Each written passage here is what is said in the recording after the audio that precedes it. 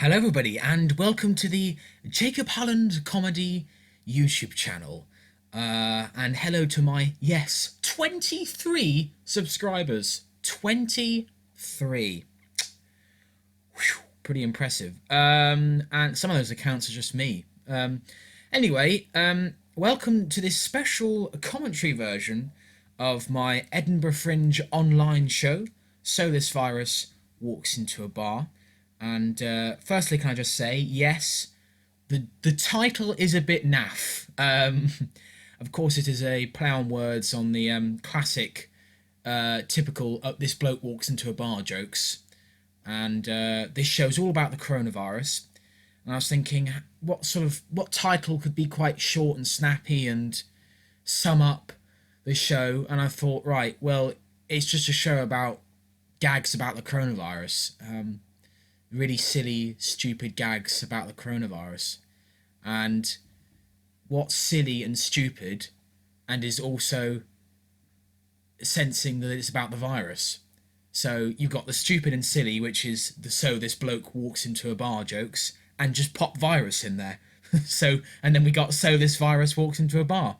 So there we are. It really is that simple when it comes to me. I really am a simpleton. So, if you haven't watched the show yet, I highly recommend that you watch the show before watching this commentary version, because I'm going to be pausing it and talking over bits, and so you're not really going to get a very good experience if you haven't watched the show yet. So go on to the Space UK YouTube channel and watch the show, and then come back to my channel and watch this video. So go away and watch it now. So, ladies and gentlemen, thank goodness we got rid of them, because now I can speak to my true fans. Yes, you are my true fans, all six of you. And yeah, so firstly, can I just say, this show was a complete and utter nightmare to make. An absolute pain in the arse. Because we had loads of issues with it. Firstly, I had no idea how you make video online comedy. I had no idea. I've done a couple of sketches before, recorded sketches, but I have never done anything on this scale. I mostly do stand-up and radio comedy, and I do a bit of script writing as well, but I've never done anything like this, when I've edited, filmed, directed, done everything. So this was a bit of a challenge for me, I guess, and yeah, maybe it's not the best piece of comedy, but I think it's a good first attempt. So yeah, it was very difficult to make. I didn't have any equipment. I had no good cameras, no good audio microphone, so I had to try and source this equipment. So if you're friends with me on Facebook, you would have seen that for the last couple of weeks of July, it literally was panic, help, anybody got a camera, because I don't have one, I have to make the show, it goes online in less than a month, please help me. And luckily my friend Harry, God bless you, Harry, because I could not have made the show without you and your camera. He said, "Oh, do you want to use my Nikon DSLR camera?" I thought, thank goodness for that, because I wouldn't have been able to make the show without his camera. So yeah, the whole show was filmed on one camera. Every shot you see was done on that one camera. And I got some advice from other people, and they said, "Oh, you need to have an external mic with a DSLR camera, because the microphone quality on the internal microphones is rubbish."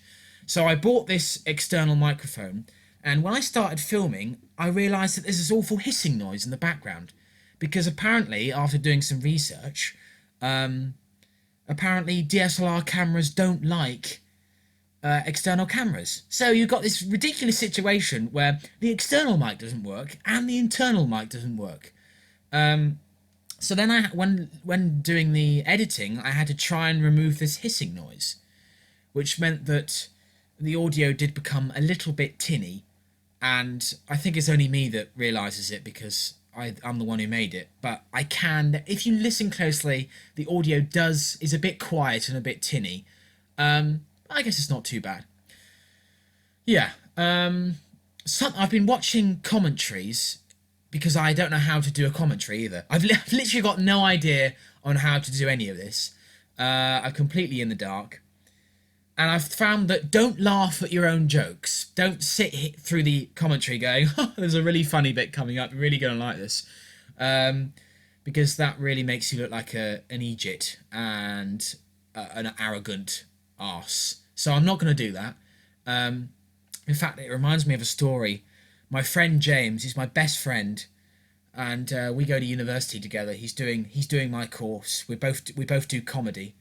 Yes, blah blah blah. You can do a degree in comedy. Ha ha, very funny. And when we were doing our stand-up routines, because one of our modules was in stand-up, and we were watching James's routine, and we quickly realised that James has this very sweet tendency to chuckle after he says a joke.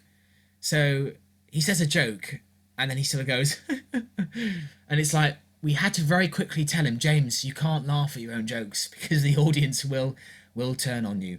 So anyway, bless him. So let's get on and let's start watching the show.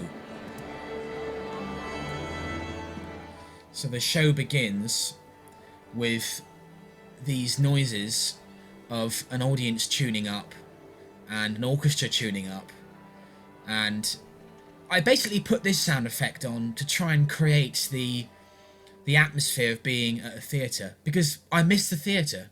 The theatres have been closed for such a long time, and I wanted to recreate that atmosphere on YouTube. And then we have the Grieg's Piano Concerto music. Beautiful piece of music, this. Here it comes. And I first heard this this piece of music on the Morecambe and Wise sketch, the Andre Previn sketch, which is absolutely hilarious. Here we have my desk, which is strewn with loads of objects from my time in lockdown, just things that have kept me occupied during lockdown. The Wii wheel, the remote control, the noses, the red noses, which will become apparent later on in the show why I've put them on the desk. And then this card, which is from it's a birthday card I got from my friend Hannah, and I just thought it was a lovely card, and I wanted to put it on the desk. Yeah. Then it goes into the Spitfire there, my Airfix kits. I've become obsessed with Airfix during lockdown. Here's the first joke of the show. Pretty naff. Good evening. In a packed show tonight, we meet Dunkster. Now, this bit is taken from... It's a direct steal from the two Ronnies. Their show always used to start with this sort of fake news section in which the two Ronnies would sort of, exactly as I am there, have their hands clasped on the desk, and they would read out these surreal, wacky one-liner news stories, these fake news stories, these sort of ridiculous, funny news stories. In fact, I'll just get my notes out here. You see, I'm prepared. I've got a couple of examples of what they used to do. So Ronnie B would say, and we talk to a stereo expert about his favourite breakfast, 2 bowls of Rice Krispies 10 feet apart. So as you can see, I've done jokes exactly like that. So as you'll see in a minute, the swimming pool joke, we meet Dunk Sturgeson, the man who invented the instant swimming pool. All you have to do is just add water. That is a direct steal from the two Ronnies. It's just classically like what they used to do. Here's another example. Tonight's tug-of-war match between England and France may have to be cancelled if no one can find a 26-mile rope. That's another one from Ronnie Corbett. It's just so funny. I think they were brilliant, the two Ronnies, and they were such innocent, silly humour. And I just think that nowadays we have a tendency to become really, really aggressive, and people think they have to be clever. They have to talk about Donald Trump. They have to be satirical. They have to talk about, the state of the world. They have to do that. And I think sometimes it can just get really annoying. And I'm including myself in that as well. Later on in the show, I tend to slip into trying to be clever. And I don't think it works that well. I love staying in the silly, have a funny joke, talk about an instant swimming pool, talk about a PPI insurance company that becomes more and more crazy. I think that is still the funniest type of humour. At the end of the day, a fart noise may be more funny than Donald Trump. That's just that's the reality of comedy. And they say in comedy, nothing is original. We're in 2020 now, and every joke imaginable has been performed. And so all you can do is repeat comedy, but try and make it slightly different. That's all you can do. That's my opinion on comedy. And of course, later on in the show, we have the PPI insurance claim joke, which I mentioned before, which is a classic comedy technique that the Ronnies used to do. It's a classic technique they used to do this thing about repetition. Ronnie Barker would always use repetition. He'd say something again and again and again, and then it would become more and more absurd, and then it would end with this fantastic punchline. And that is what I've tried to replicate in this show. So yeah. The Danish entrepreneur who invented the instant swimming pool. And here's the instant swimming pool. He claims all you have to do is just add water. Add water. Ha ha ha. We meet the comedian Jacob Holland, who was told he had funny bones. Unfortunately, the person that told him that was a nurse. Bit of satirical on myself there. In the business world tonight, stock markets crash. A little bit of self-deprecation goes a long way, because it shows the audience that you're vulnerable, which I think is really good in comedy. So missold PPI companies can claim on their missold PPI. People like vulnerable people because it shows that they're a bit pathetic and they can laugh at them. Insurance Claims Companies Company Incorporated Limited, or PPI CF PPCCCIL for short. Yeah. Although it's such a shame that they've stopped doing PPI insurance companies now. The deadline is over. You can no longer claim on PPIs. So that joke is a little bit outdated, but there we go. Spiky hair. Boris Johnson has commended the rat. There we are. Political satire. I had to get it in at some point. It's illegal in 2020 not to get political satire in. It's the law. Oh, here we are, the Andy Murray gag. Now, the fact that Novak Djokovic's chair and desk is covered in biohazard tape is a reference to the fact that he was tested for coronavirus after he decided to play a tennis tournament. And everybody criticised him because, why was he playing tennis with lots and lots of people and a massive packed audience in the midst of a pandemic? And I decided to do that joke that he had been removed and his chair was covered in hazard tape because it was sort of infected. Finally, a quick public service warning. This man. And then I see more desperate political satire. Well, I think it works. Is there a way we can do something like that? Donald Trump. The idea that he's on the run and no one can find him. He's like some wild animal, an escaped zoo animal. Hasn't TV news been important during COVID-19? Well, I suppose it has. But before the crisis, I thought the news was stupid. I mean, the news is getting so annoying now. I mean, it's just ridiculous. It just depresses you every single... I've stopped watching it. It's just so annoying now. It's just so depressing. I mean, I know it's important to watch the news, but it really is getting very, very, really, really depressing. Hugh Edwards. I'm sorry, I apologise to everybody in Wales. It's a terrible Welsh accent. Kill you, then climate change will. And even if you avoid these things, you'll still be depressed. PM, I love care homes, or do I? Yeah. Poor Boris, he's so pathetic. And dangerous. I hate the news so much. Quick, I have to do what I always do in difficult situations. Go to the happy place. Go to my happy place. Yeah. How many people have developed happy places during lockdown? The place where we find Worst affected local the authorities place where we Leicester find safety Ashford and have seen solace. over 1,000 people infected per 100,000 of the population.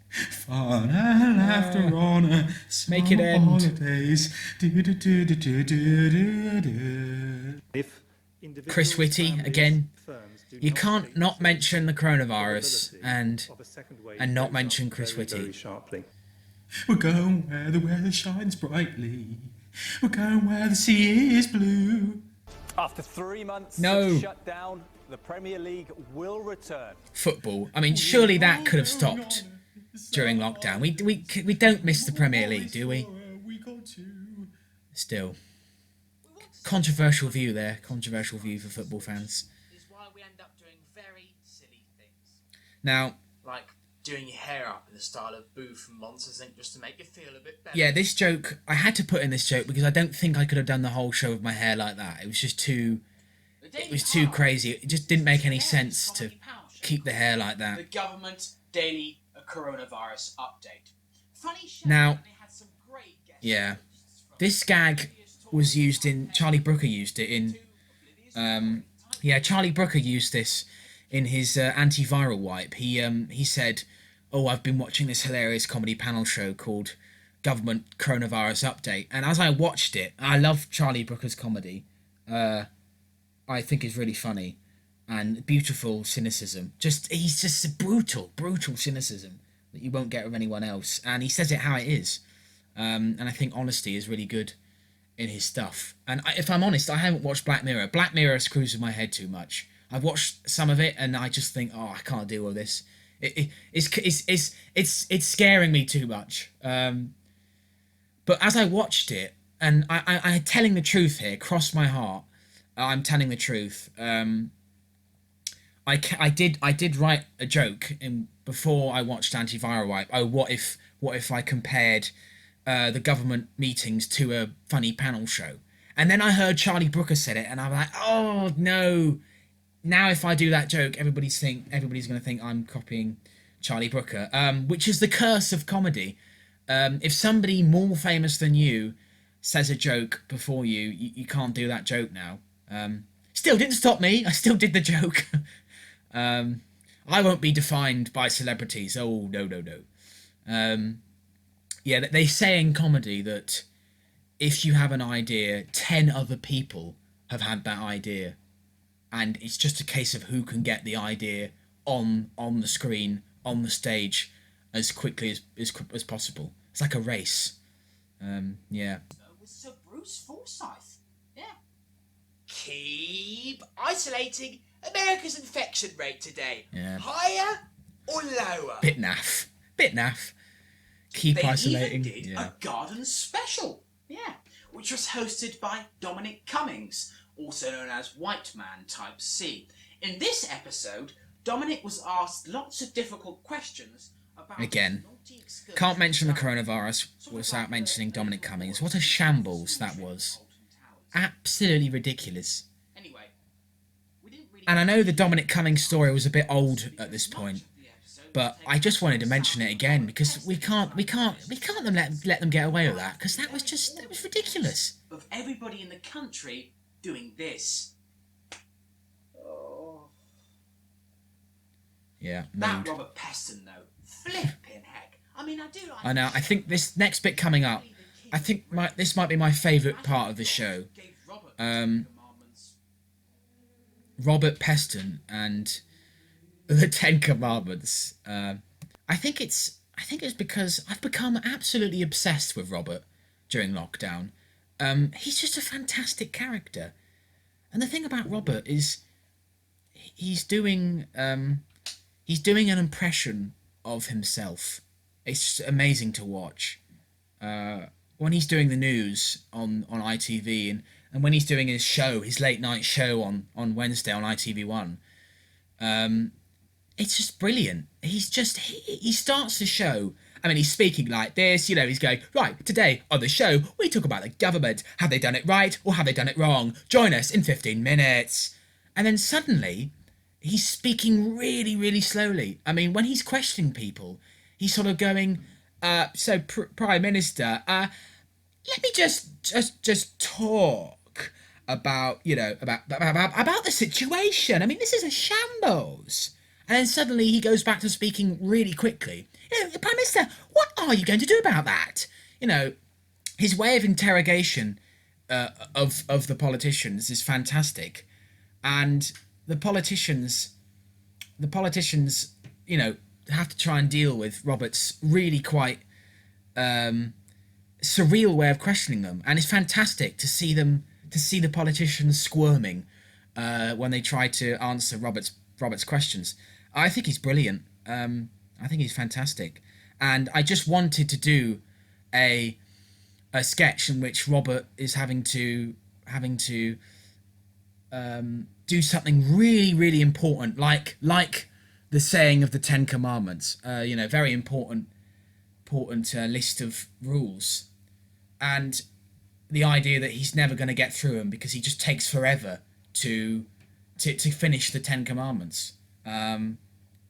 Because Robert, bless him, he does take a while to say things, and I think this is my favourite part. I mean, look, the reason why I like it is it could have been a short film all on its own. We have the monastic music playing in the background here, setting the scene outside on this glorious Wiltshire day. The sun is shining. It's all dramatic. There he is with his tablets. Watcha, yeah. That's a very specific joke. Nobody will know what that is unless you've watched Robert Peston's show. He always starts the show by turning to the camera and going, "Watcha." It's brilliant. Beautiful shot there from my sister. My sister was filming this over the shoulder shot. Brilliant shot. I love it. There's my parents, my mum and dad, playing the bewildered citizens of Israel who are listening to Robert's Ten Commandments, confusing Ten Commandments.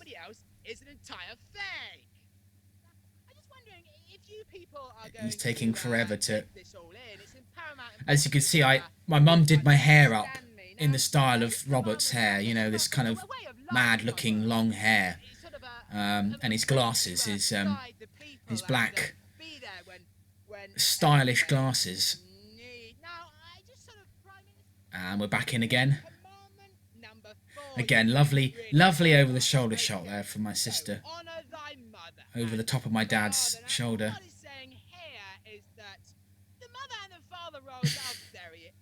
Yeah, they're bored.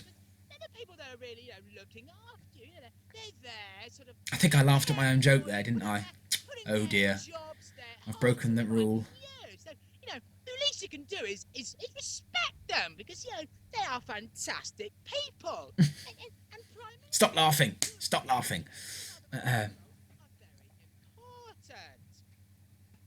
And that was commandment number 10. And finally, yeah, I'm glad we got through that. He's got to the end. Guys, what do you think? Dad was very proud of that. When he's watching it back, he was like, "Ooh, I was quite good there. I really loved lying in the field, pretending to be asleep." It's the simple things in lockdown, isn't it? It's the simple things. Large gatherings were banned by law. In fact, only last week I reported a large mass gathering of woodlice. Yeah, bit of a simple joke, but like I say, I've gone mad during lockdown, and a part of my brain really doesn't want to be funny. Really can't be arsed. However, I have been spending my time very wisely. Oh yeah, this little montage.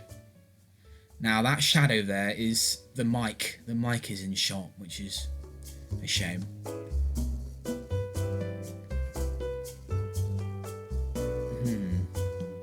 What am I doing? A lovely piece of lift style music here. That Muzak.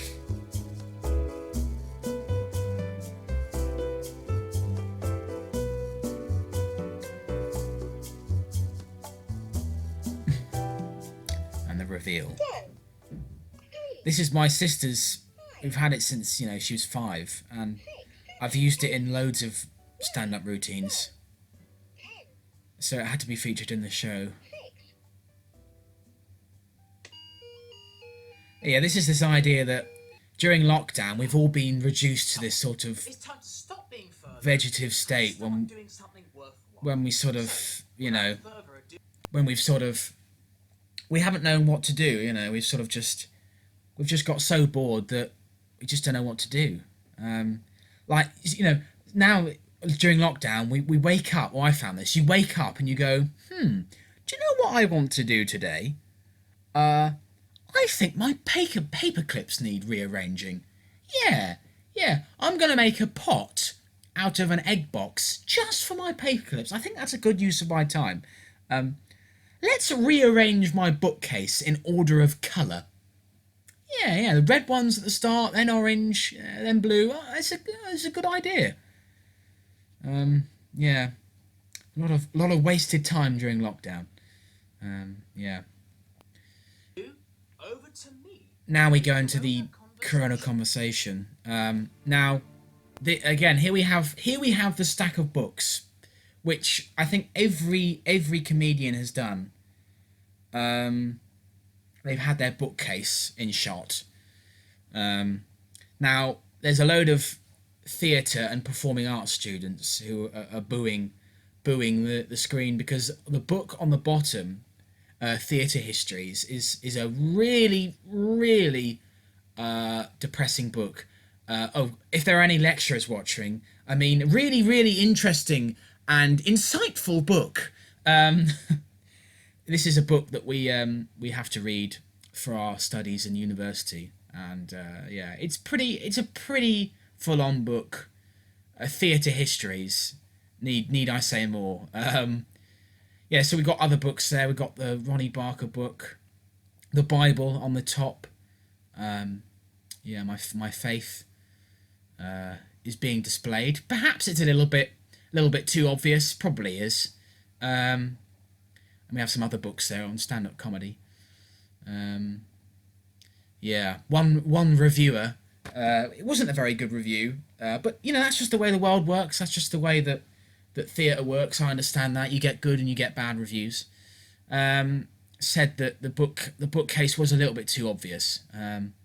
Maybe it was, but you know, I like my references, and you know, I don't think old comedy should be snubbed out of history.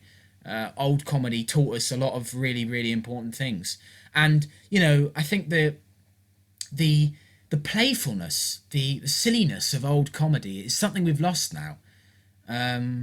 I think we should go back to being silly and just being plain old funny. You know, having a funny one-liner. People like Tim Vine and Milton Jones, who I think, you know, are two of my favourite comedians. They're funny, silly one-liners. There's nothing wrong with that, and they're really funny, and they're defenceless, and they really relax us as well. And they don't make us feel angry. You know, instantly talk about politics, we all become angry and bitter and hateful. But you know, and that's to say, I don't dislike political satire. You know, I really like political satire, as you can see in the show. But sometimes I think, you know, we just need a silly joke. So this story is a true story. I went on a Jacob, lockdown cycle, and welcome to Corona Conversations. and My name is Jacob. But you probably guessed that. there were these two ladies This is the part of the show walking a where, horse, and I mean, I must have passed them at about 10 miles an hour, but apparently, according to one of the ladies, I was going too fast.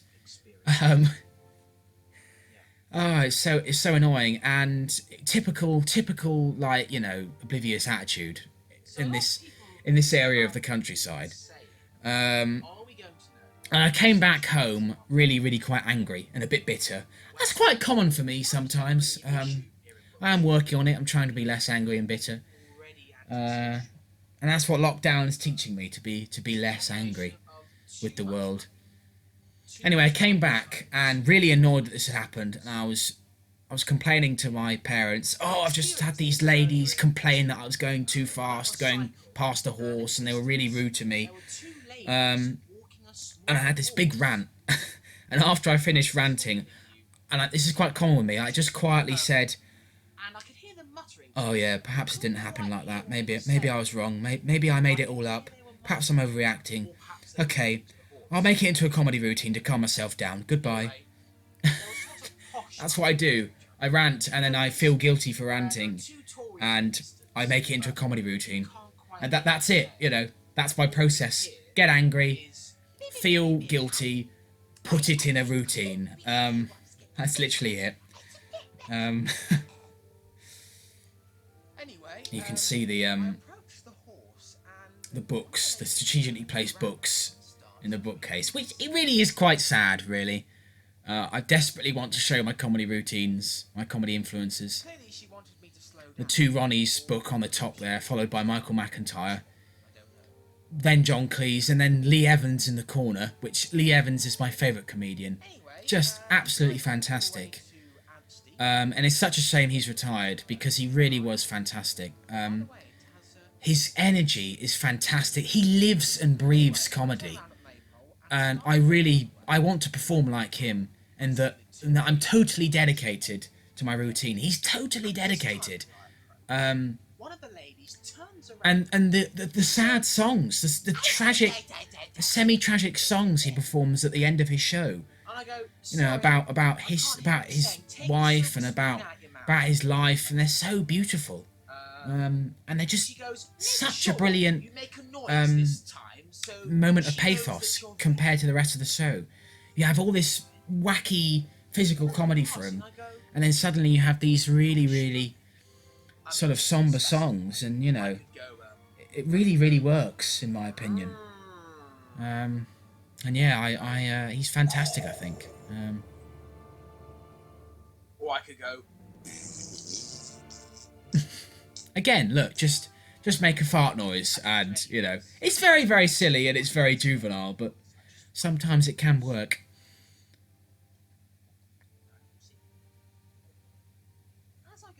You can just see on the top shelf there's the front of the Mr. Men bus. Do you know, as a kid you'd collect Mr. Men books, and then you would get a Mr. Men bus, a library to keep all the books in.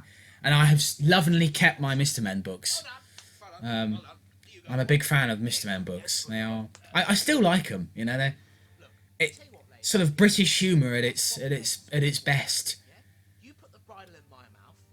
Character comedy at its best is the Mr. Men. You know. There we go. And it ends with the roar of Handel. There we go.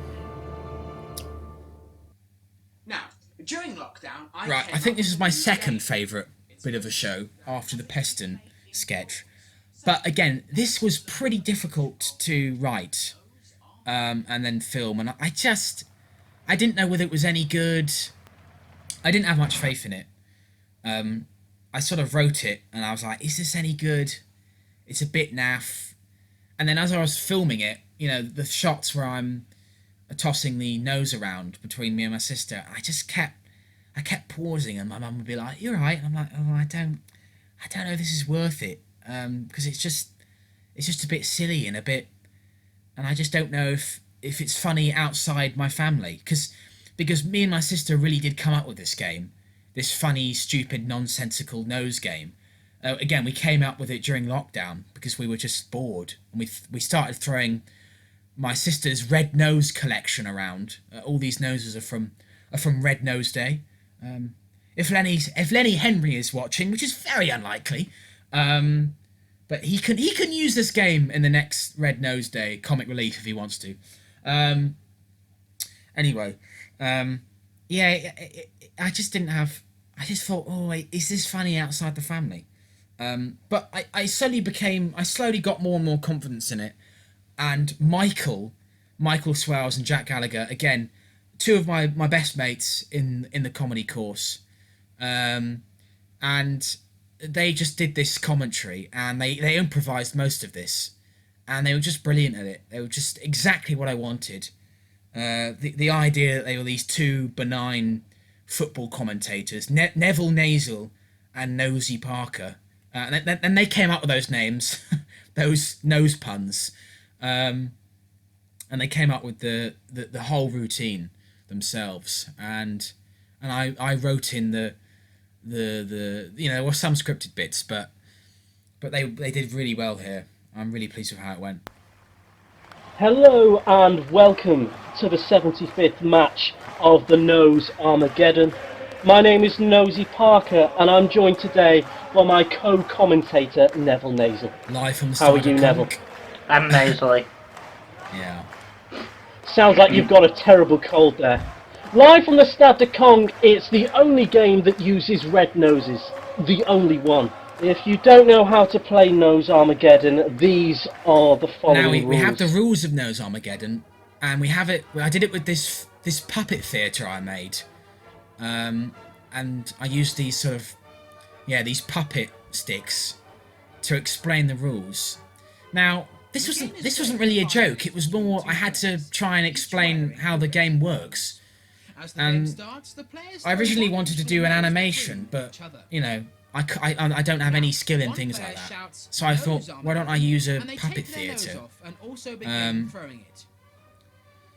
Now this is the last thing we filmed, by the way. This is the very last shot, the thing we filmed of the show. This is the last thing we did. And the puppet theatre idea is an idea I got from one of my lecturers, Phil Stanier. He made a puppet theatre and he posted it on Instagram, and he said, I'm planning on doing something in case lockdown happens again with this puppet theatre. I sort of stole the idea from him and did this bit in the show. Can anybody understand this game? I'm just wondering if anybody understood this, because in my head it makes sense, but I don't think it makes sense at all. In fact, Jack and Michael said, I still don't understand this game. And then we have the line, I don't understand this game, because they genuinely didn't understand it. And I think it is the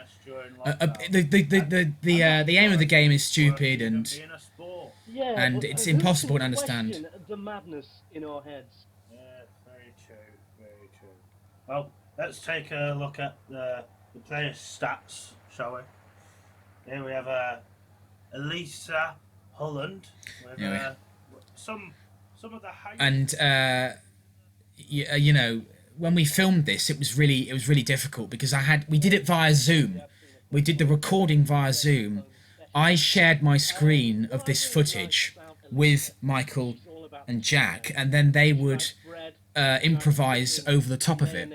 But there were loads of issues because I had to do the direction. I was giving them direction via Zoom, and of course Jack was in his house, and Michael was back at our university, and there was a bit of a delay on the line, so we had to try and fit around it.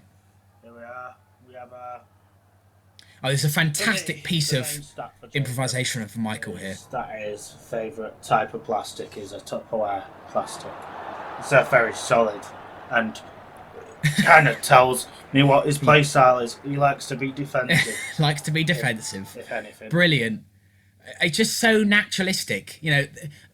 Football commentators say bollocks like that. Oh, he likes to be defensive, yeah. Just brilliant. Anyway, and we had a funny moment happened during this recording. My friend Ryan from the comedy course, he got locked out of his room because Michael and him share a house, and he got locked out of his room in the background, and we had to try and fix his door. He got locked out of his room, and so I'm trying to film this with Michael and Jack, and in the background there's Ryan trying to break his door down, to try and break back into his room. That's a sort of witty and banterful life that the comedy course live.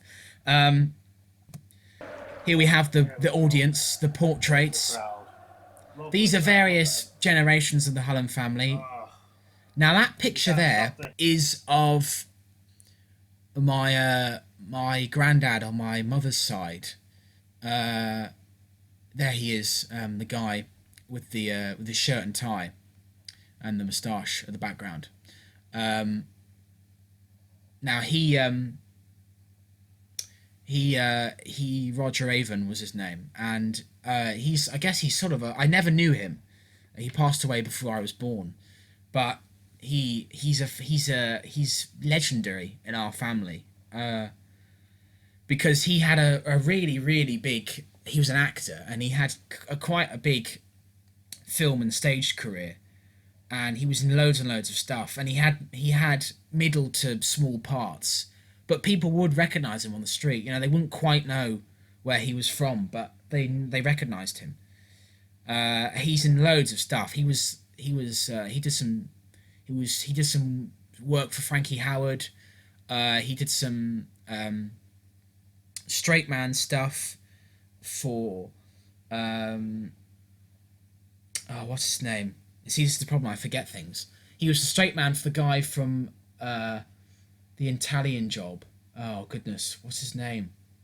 He played the football, the sort of racist football fan in the Italian Job, who goes around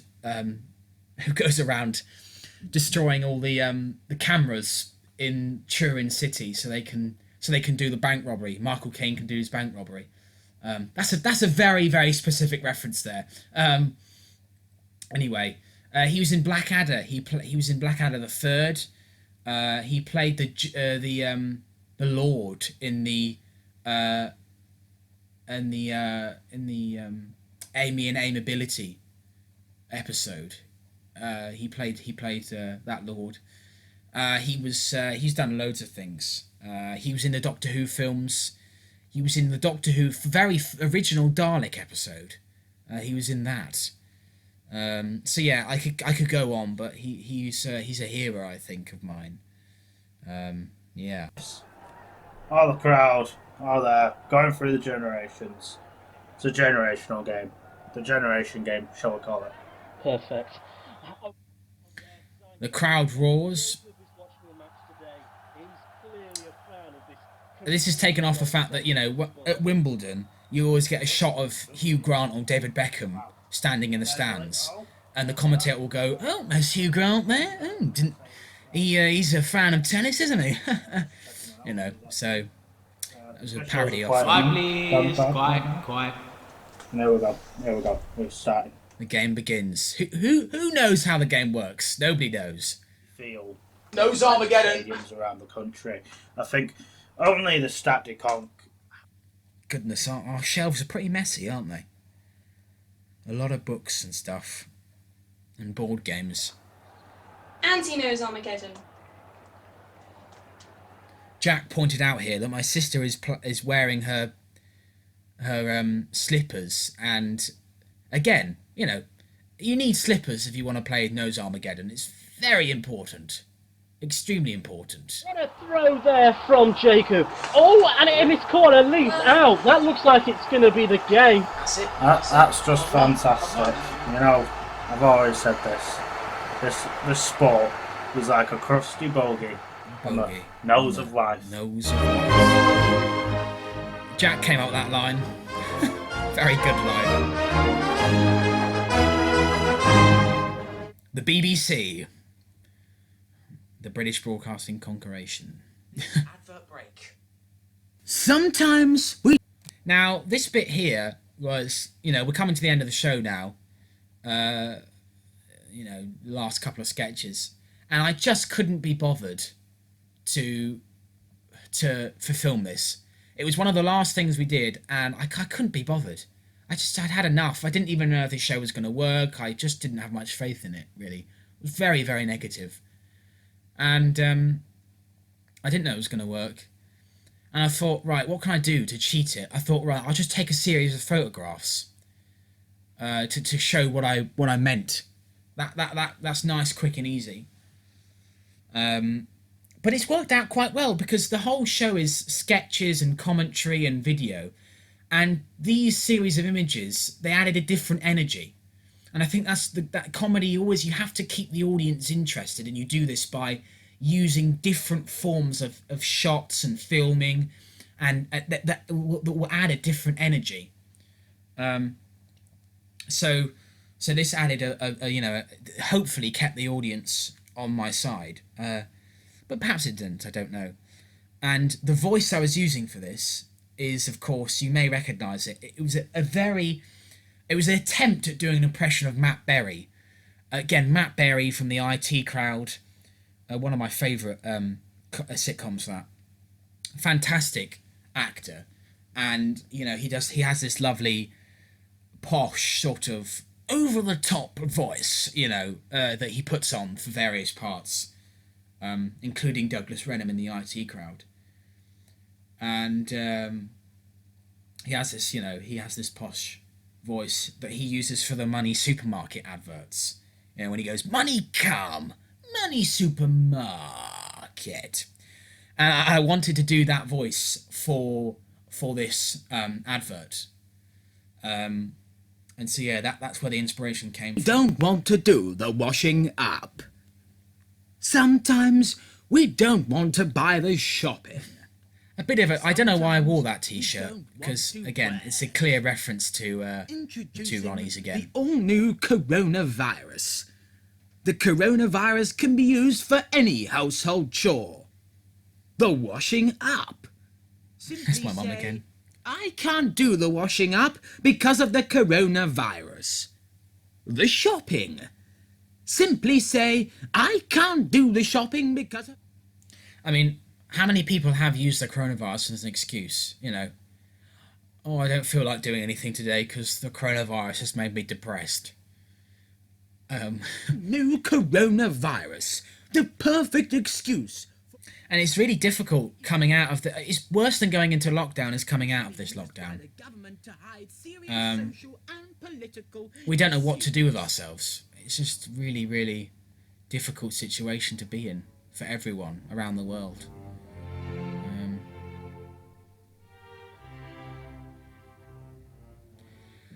The final Corona conversation now. As you can tell, this was shot on the same day as the photography. Because of the same shirt. It's a bit obvious. Yeah.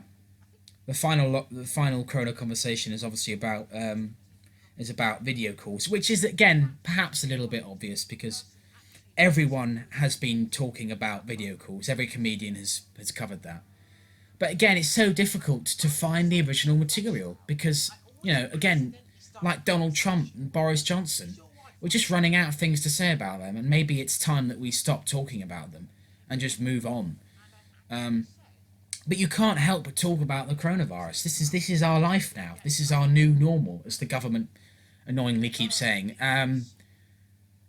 This is our new life, so we have to talk about it, I think. It won't look right if a person doesn't do this mid-sentence.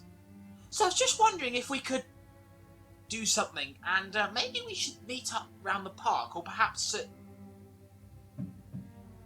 And here we have the buffering moment.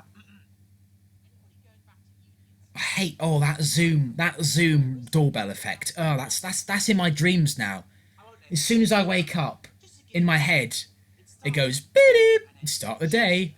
It's such an annoying noise. This email from them was outlining the precautions they've taken in order to make the campus safer. And one of the rules they've now put in place... This isn't a joke. This was just me taking out some of my anger on my university, just because I get frustrated at the university sometimes. Are there any students out there that go to uni and that are in that position? You don't know who to get angry at, so you'll just get angry at university. It's an easy target. We're going to do things like, should we go here for lunch? Oh, no, too late. Come here. Why were you late for your lecture? I missed my turning, didn't I? We're coming to the end of the show. But first, I think it's time for now we return to the two Ronnies desk type of joking. Kipper smoker in the Isle of Man. Boris. Who is utterly So this is furious. obviously repetition of the Trump joke at the beginning. Basically, I wanted to pick two stupid moments from the leaders, and it had to be the disinfectant line for Trump and the kippers line for Boris, because it was just them at their most stupid. And has anybody seen the Prime Minister? He was last seen heading for the International Space Yeah. Station. There's the Prime Minister. There's the real Prime Minister. Very strange, that. Anyway, we've now come to the end of the show. And all I can say is stay safe, God bless, and goodbye. So, this virus walks into a bar. And the barman says, haven't you had enough already? Yeah, the ending of the show, I was pretty proud with that. I'm sorry, I was. You know, I just think that obviously the show has been very silly all the way through. And I thought, you know, end it on some kind of a serious line. And I thought, how could I end it? How could I, you know, make this a serious thing?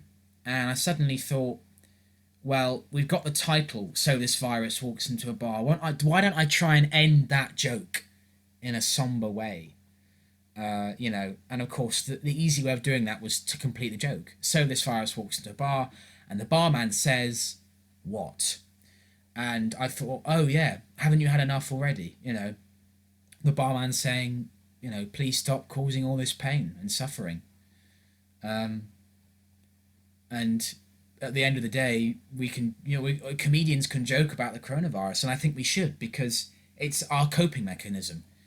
Comedy is this cathartic release in which we can relax for a moment and feel better. And that's so important.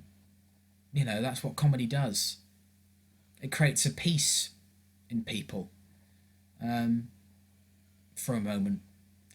And, you know, they say things like, you know, quite often, if you go to a funeral, you know, people remember the people fondly, and they will joke about, you know, about the person and what's happened in their life. You know, oh, do you remember when he did this? And we laugh, and we share the moments, and laughing is a way of coping. But I thought, you know, end it in a poignant way, because it is getting really, really, you know, dire, particularly in countries like Brazil, and you know, it's becoming a real issue. Not that it wasn't an issue in the first place. So, you know, so this virus walks into the bar, and the barman says, haven't you had enough already? There we go. Yeah, and we finish with Grieg again as the credits roll. Obviously, I had to give Jack and Michael an additional material credit, because they did really well in that Nose Armageddon sketch. Leo, shout out to Leo. He did a really good job on the logo you saw in the background and on the publicity for the show. Now, obviously, all the sounds was from Freesound, and unfortunately, it does mess up the credits a bit, because it looks a bit silly the way you have all these flipping links, but you have to credit people, and quite rightly so, because they obviously, all these people worked hard on making the sound effects and the music.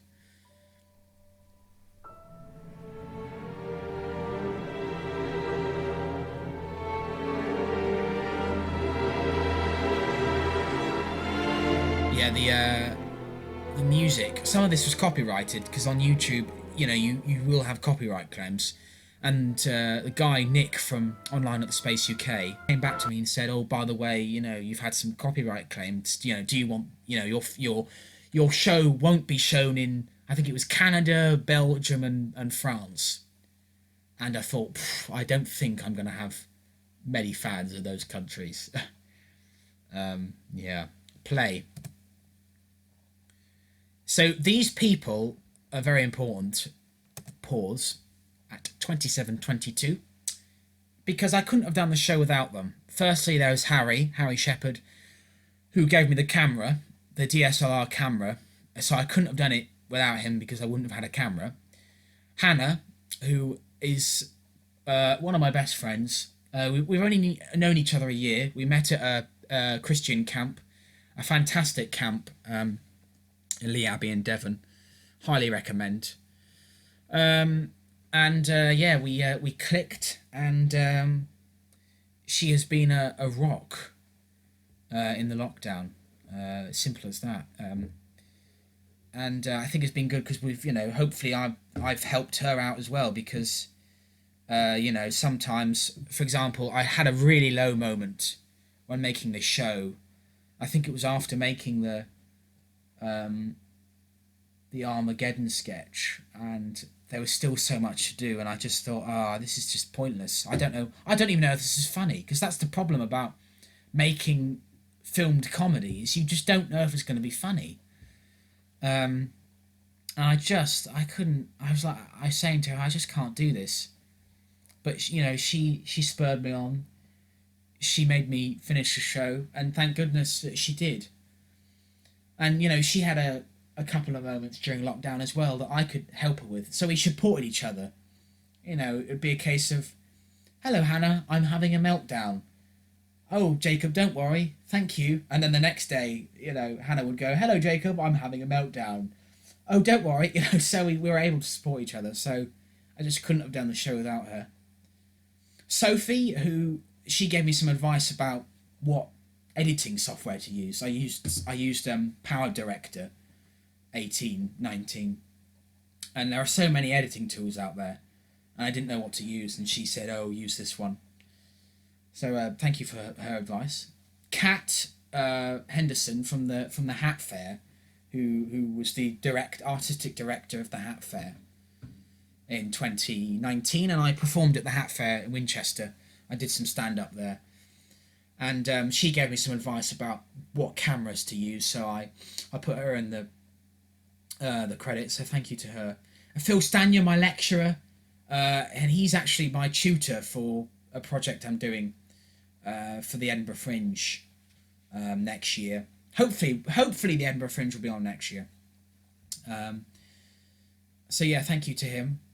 Emily Grace, who is another close friend of mine, she has given me some good advice as well, and has carried me through some difficult times. So thank you to her. And the Hullen family, of course, who were in the film. They helped the film, they directed the film, they hold the cameras, they did everything. So you have to thank them. The Edinburgh Fringe for providing this opportunity, and finally the Space UK, of course, who made this opportunity online at the Space UK. And you can still watch the shows. Please go ahead and watch the shows. They're all available until the 30th. It's just my beg for the audience. Please forgive me for the mistakes in this show.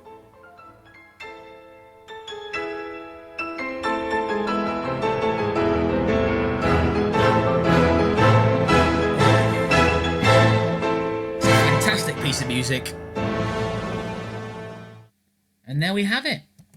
That's the end of this commentary version. Please like, subscribe, follow the channel if you would like to do so, and I'll see you on the next video. At some point I'll be releasing episode 2 of my radio sketch show, Never Had It So Good, so look out for that. And my show is still available to watch on the Space UK channel. Go to their YouTube channel online at Space UK, and you can still watch the show. It's available until the 30th of August, and on the 30th of August I will pop it on my YouTube channel, so you'll be able to watch it in theory forever. So thank you so much for listening to my arrogant musings on my show, and yeah, onwards and upwards, folks. So I'll see you later. God bless and goodbye.